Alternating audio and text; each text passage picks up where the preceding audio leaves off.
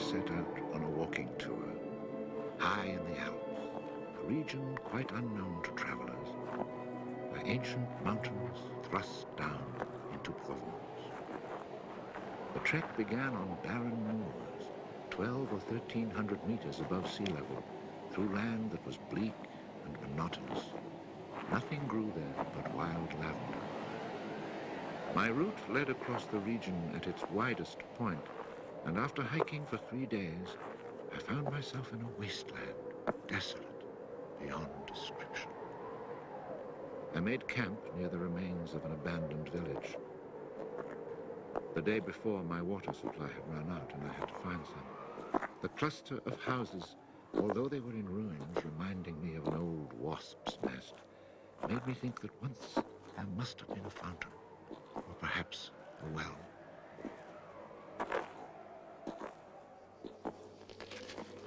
There was indeed a fountain, but it was dry. The roofless houses, eaten away by wind and rain, and the chapel, with its crumbling belfry, stood arranged like houses and churches in a living village. But here, life had vanished. It was a sunny, cloudless June day, but over these bare highlands blew a fierce, insufferable wind. Growling through the skeletons of the houses, it sounded like a wild beast disturbed while feeding on its prey. I had to move camp.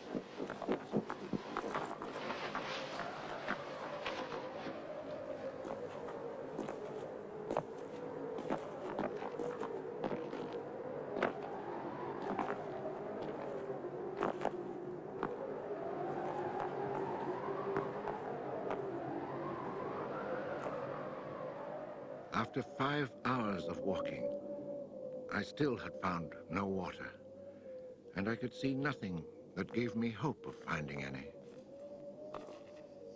Everywhere, I came upon the same drought, the same coarse weeds.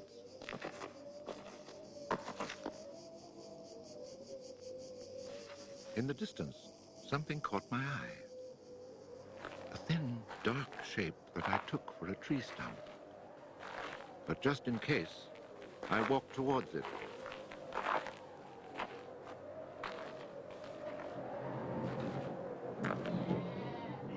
It was a shepherd, and beside him, resting on the burning ground, lay about 30 sheep.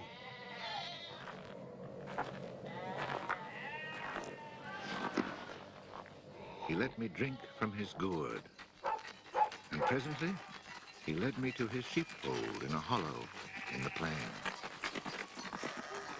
He drew water. Excellent water it was, too, from a very deep, natural well over which he had rigged a simple windlass.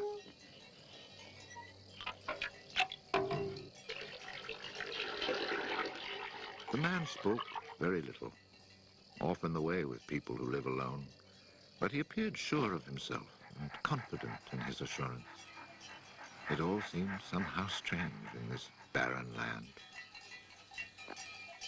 He lived not in a hut, but in a real house, a stone house, whose walls clearly showed how his own labor had repaired the ruin it had once been. Its roof was solid and strong, and the wind on its tiles sounded like the sea upon the seashore. Inside, it was neat and tidy, dishes washed, floor swept, shotgun oiled. His soup simmered over the fire. And I noticed that he was freshly shaved, that all his buttons were firmly sewed on, and that his clothes were darned with that meticulous care which makes the mend invisible. He shared his soup with me.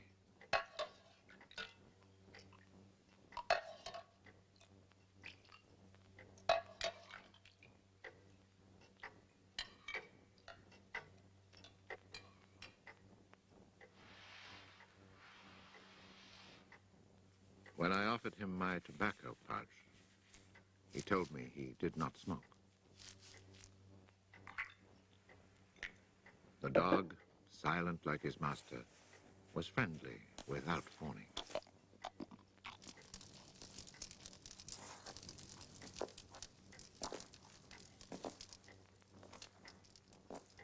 It had been agreed that I would spend the night. The nearest village was still almost 2 days' walk away.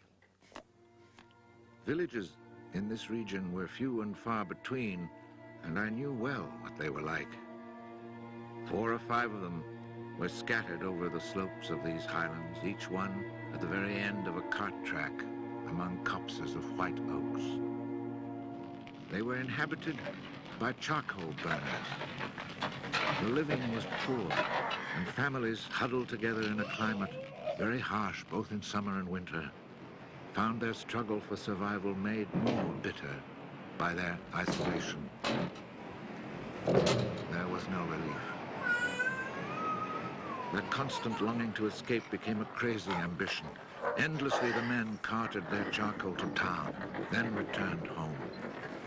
Even the most stable characters crack under the constant grind. The women seethed with resentment. There was rivalry in everything. The sale of charcoal and the church pew.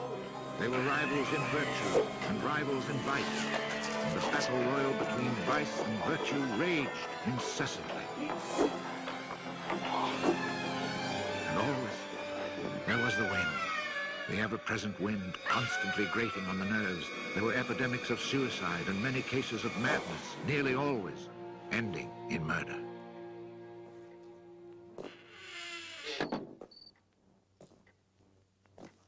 The shepherd, who did not smoke, went to fetch a little sack, and onto the table he emptied a pile of acorns. He began to examine them very carefully, one by one, separating the good from the bad. I sat, smoking my pipe. I offered to help, but he told me it was his work, and indeed, seeing how very carefully he carried out his task, I did not insist. That was the only time we spoke. When he had set aside enough acorns, he divided them into piles of 10.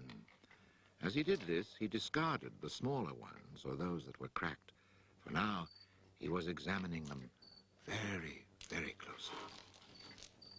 When finally there lay before him 100 perfect acorns, he stopped, and we went to our beds.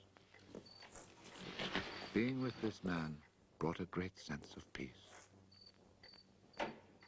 The following morning, I asked him if I might stay on and rest for the day. He found that quite natural, or to be more precise, he gave me the impression that nothing could upset him. The day of rest was not absolutely necessary, but I was intrigued, and I wanted to learn more about him. He let his sheep out of the pen and led them to their grazing. Before he went, he took the little bag of carefully chosen acorns and put them into a pail of water to soak. I noticed that for a walking staff, he carried an iron rod as thick as my thumb and about as high as my shoulder.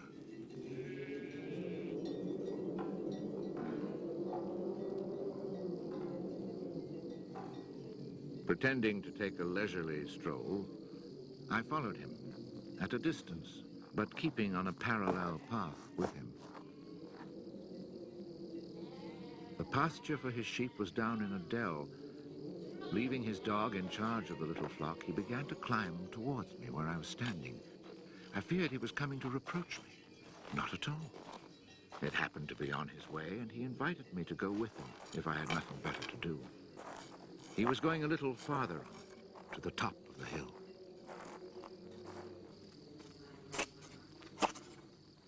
When we reached his destination, he began to drive his iron staff into the ground. He made a hole, dropped in an acorn, and filled in the hole.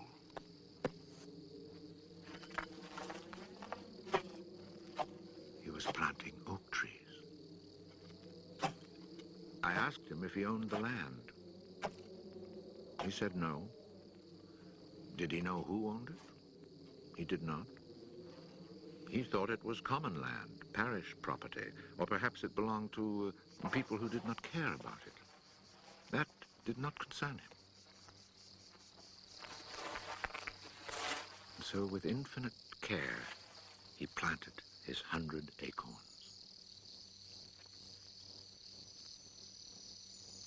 After the midday meal, he began to sort out more of his acorns.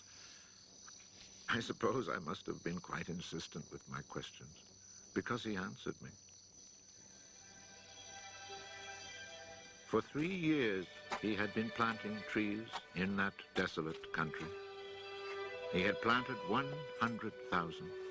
Of the 100,000, 20,000 had come up. Of these, he still expected to lose half, either to rodents or to any of the unpredictable things which only Providence can account for. That left 10,000 oaks to grow on this tract of land where before there was nothing. It was then that I wondered about the man's age. He was clearly more than 50. 55, he told me. His name was Elzéar Bouffier. He had owned a farm down in the lowlands. It had been his life. He had lost his only son, and then his wife, and had withdrawn into this solitude where he was content to live quietly with his lambs and his dog. It was his opinion that the land was dying for lack of trees. He added that having nothing very important to do himself, he had resolved to remedy this state of affairs. I was young and only thought of the future as it affected me and my search for happiness. So I told him that in 30 years, those 10,000 oaks would be magnificent. He answered quite simply that if God granted him life, in 30 years he would have planted so many more that these 10,000 would be like a drop of water in the sea. Already he was studying the growth of beech trees and had a nursery full of seedlings grown from beech nuts. They're quite beautiful. He was also thinking of birches for the dales, where he told me there was moisture just below the surface of the soil. The next day, we parted. The following year came the First World War, in which I was engaged for 5 years. An infantryman was hardly likely to have trees on his mind.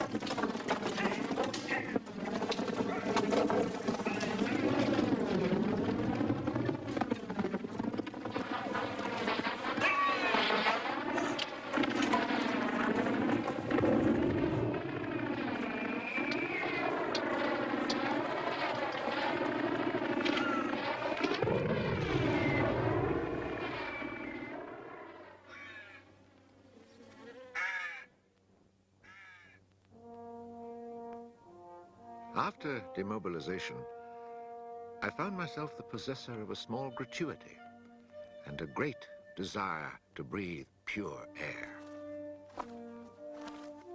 This was my only thought when I set off once more on the road to the barren land. The country had not changed. However, in the distance, beyond the deserted village, I noticed a sort of grayish mist that lay on the hilltops like a carpet. The shepherd who planted trees had been in my mind since the day before. 10,000 oak trees, I thought to myself, really need a lot of space. I had seen so many people die in those 5 years, it was easy to imagine that Elzéar Bouffier, too, was dead, especially since at 20, we think of men of 50 as ancient with nothing left to do but die.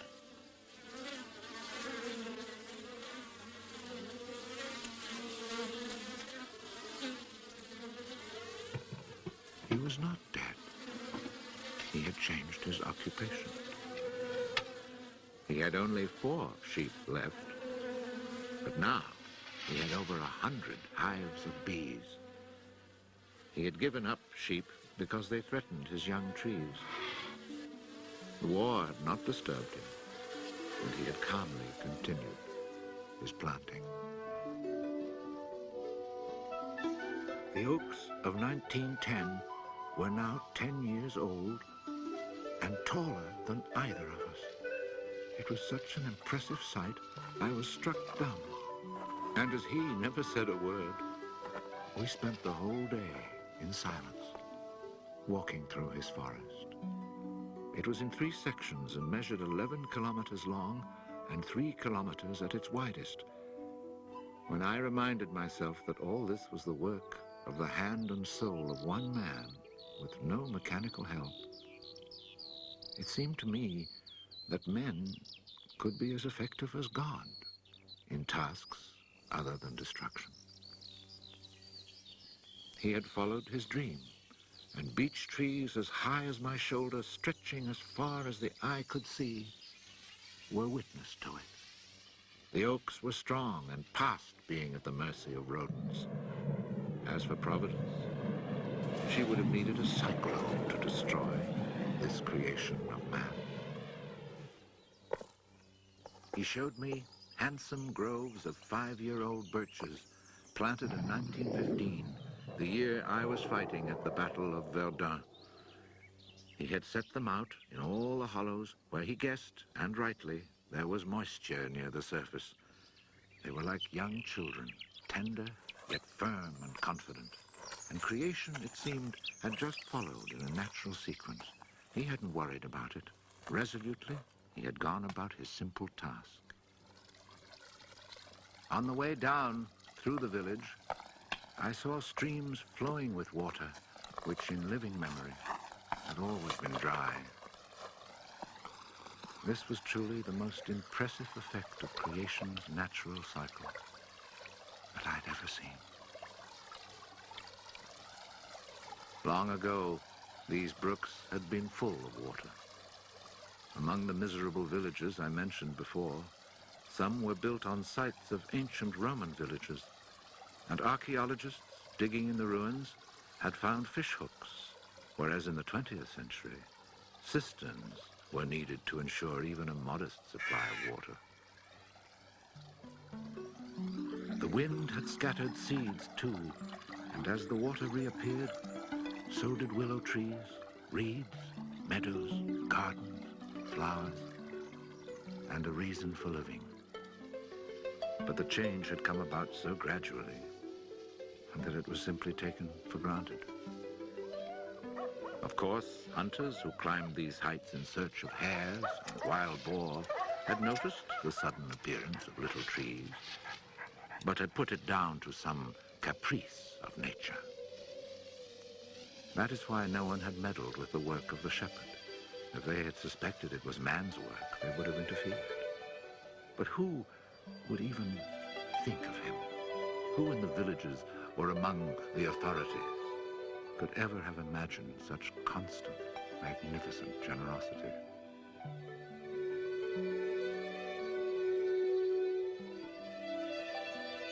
Each year from 1920 on, I paid a visit to Elzéar Bouffier.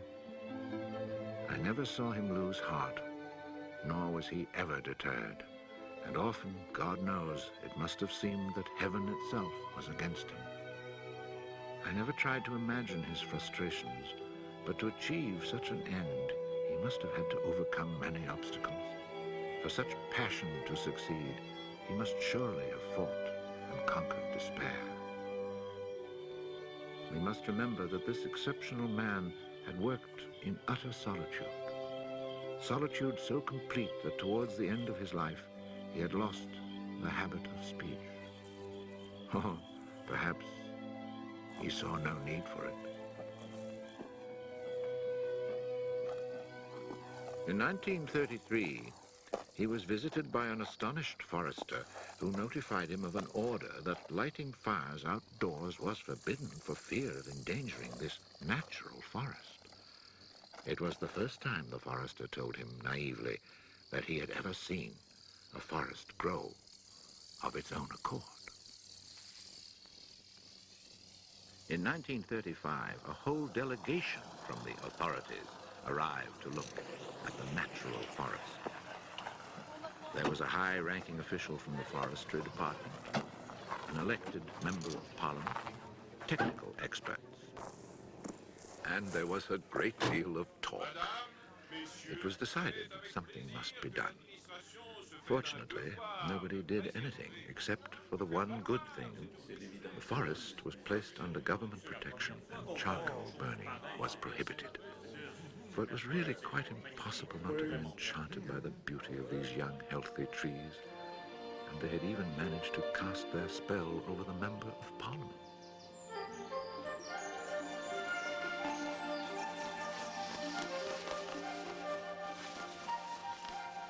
One of the senior foresters in the delegation was a friend of mine, and I explained the mystery to him. The following week, we both set out to find Elzéar Bouffier. He was hard at work, about 20 kilometers from where the official inspection had taken place. I was right about my friend the forester. He was able to appreciate all he saw.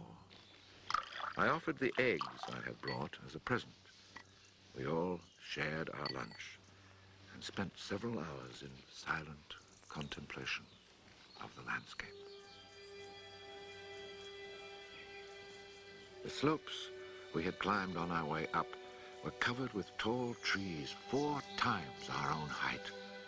I remembered how it had looked in 1913, desolate, but quiet, regular work, brisk mountain air, the simple life, and above all, peace of mind, had endowed this old man with almost awe-inspiring health. He was one of God's athletes. I wondered how many more hectares he would cover with trees. Before we took our leave, my friend made one small suggestion about the kinds of tree which seemed to suit the soil here. He did not press the point, for the simple reason, he told me afterwards, that this man knows more about it than I do. The idea must have been turning over in his mind, for after we had walked for an hour, he added, he knows more about it than anyone else in the world. He's found a perfect way to be happy. Thanks to this forester, not only the forest, but the happiness of Elzéar Bouffier were protected. The only serious danger to his work occurred during the Second World War.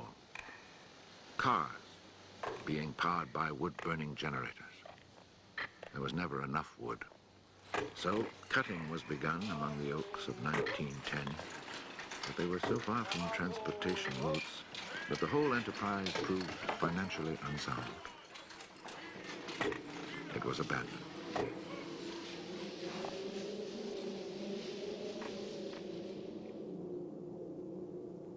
The shepherd knew nothing of all this. He was 30 kilometers away, quietly going about his business, ignoring the War of '39 just as he had ignored it in 1914. I saw Elzéar Bouffier for the last time in June 1945. He was then 87. Again I had set out on the road to those barren moors. But now, in spite of the dislocation left behind by the war, there was a bus which ran from the Durance Valley up into the mountains. I decided it must be because of this relatively speedy means of transport that I could not recognize the places where my walks used to lead me. It took the name of a village to reassure me that I really was in that region that had once been desolate and abandoned.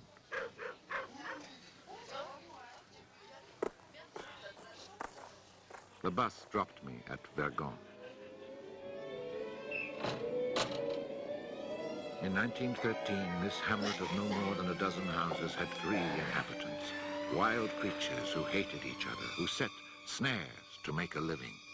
They were people without hope. Now everything was different, even the air itself.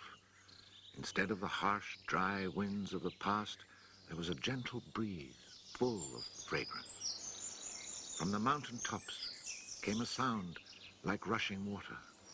It was the wind rustling through the forest. And then, even more astonishing, I heard another sound of water. I saw that they had built a fountain that was splashing merrily. And beside it, what I found most touching, someone had planted a linden tree, the perfect symbol of rebirth.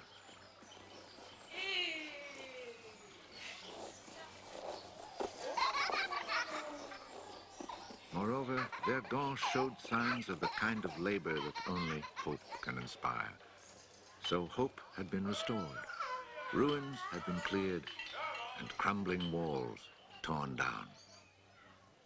The new houses, freshly rough-cast, stood in kitchen gardens where flowers and vegetables grew in orderly confusion.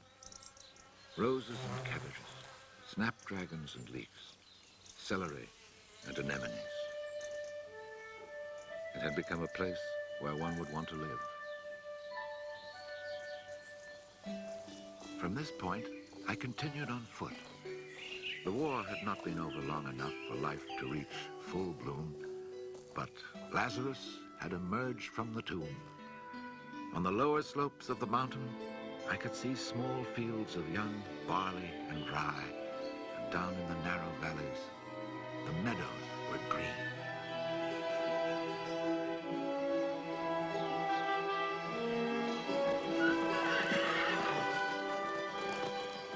It has taken only 8 years since then for the whole countryside to glow with health and prosperity. Where I had seen ruins in 1913, there now stand clean, freshly plastered farmhouses, evidence of happy, comfortable lives. Dry springs fed by snows and rains, now conserved by the forest, have begun to flow again. In the maple groves, each farm has its fountain brimming over onto carpets of fresh mint. Bit by bit, the villages have been rebuilt. People have come to settle from down in the plains where land is expensive. They have brought youth, life, and the spirit of adventure. On the roads, one meets people glowing with health, and boys and girls laughing as they enjoy their rustic pleasures.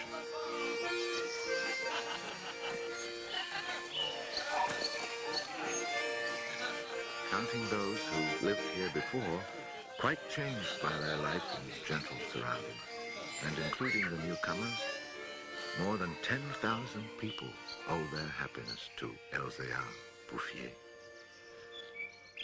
When I think that one man, one body, and one spirit was enough to turn a desert into the land of Canaan, I find after all that a man's destiny can be truly wonderful. But when I consider the passionate determination, the unfailing generosity of spirit it took to achieve this end, I'm filled with admiration for this old, unlearned peasant who was able to complete a task worthy of God. Elzéar Bouffier died peacefully in Banon in 1947.